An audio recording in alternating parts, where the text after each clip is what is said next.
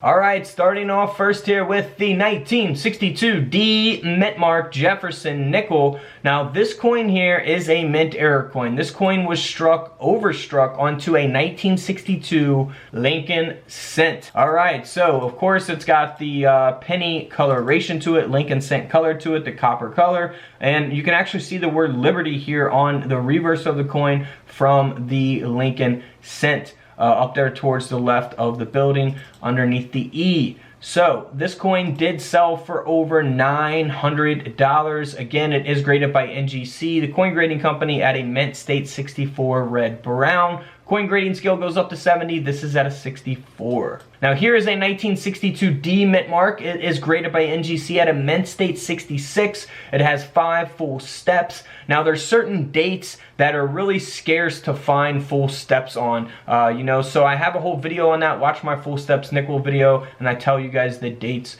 that are more desirable, I guess you could say, to look for. This coin ended up selling for over $1,000.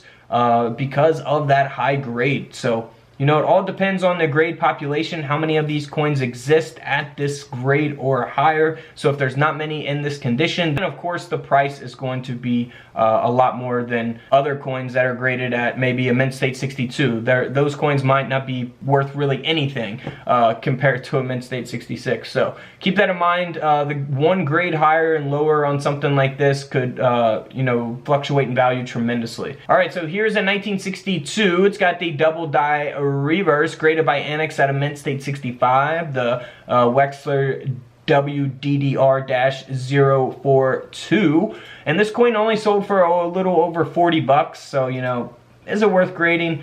Not really. Now here's an example of some doubling taking place on the 1962 Jefferson Nickel. You want to look for that on the lettering of the coin on the reverse. So keep that in mind. You can do that with your coin microscopes.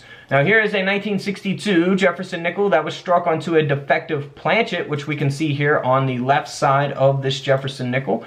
And this is graded by NGC at a mint state 63. This coin ended up selling for over $75, so nothing really too valuable, but hey, it's a $75 coin.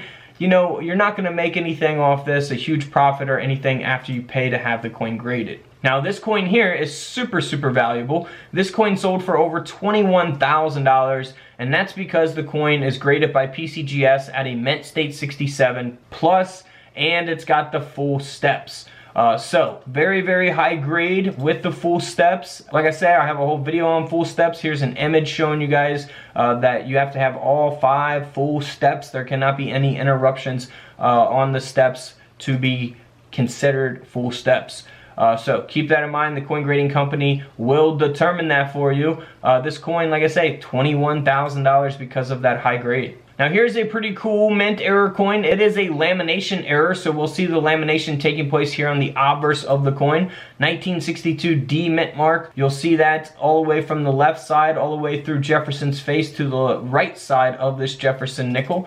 And this nickel is graded at a AU55. So, it's not a mint state grade or anything, but it's got a pretty cool lamination error. This coin sold for around $45. So nothing too valuable there. Well, let's continue to move on here. In 1962, they produced over 97 million of those nickels with the no mint mark. And then for the D mint mark, they produced over 280 million. So, they produced a lot of these coins. They're not valuable or rare in terms of how many they actually made. But, these errors can give them some value. Like in this case here, this is a 1962 Jefferson Nickel that was struck onto a 10-cent planchet, so a Roosevelt dime planchet. As a result, you can see that it's the design of the Jefferson Nickel is being cut off. It only weighs 2.4 grams, and the coin sold for over $550. Now this is really cool. This was actually not struck onto a Lincoln cent.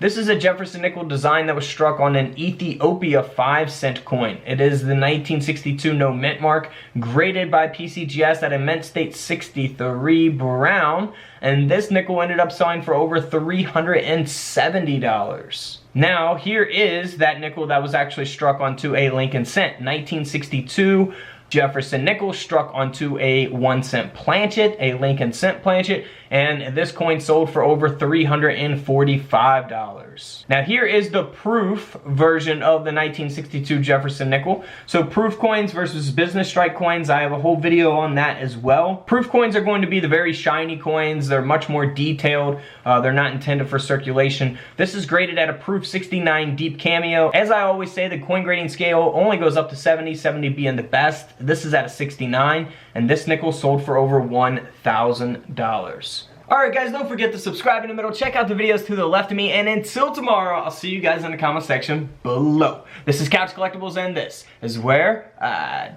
disappear.